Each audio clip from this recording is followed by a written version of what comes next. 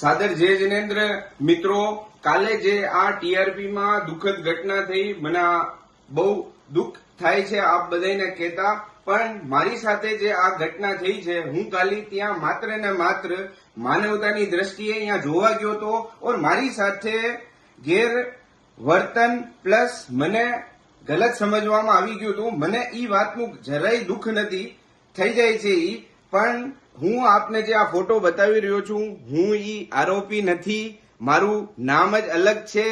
હું આપને મારા ડોક્યુમેન્ટ બી બતાવું છું. આ મારા ડોક્યુમેન્ટ છે. અંકિત સંપતલાલ સાંખલા મારું નામ છે.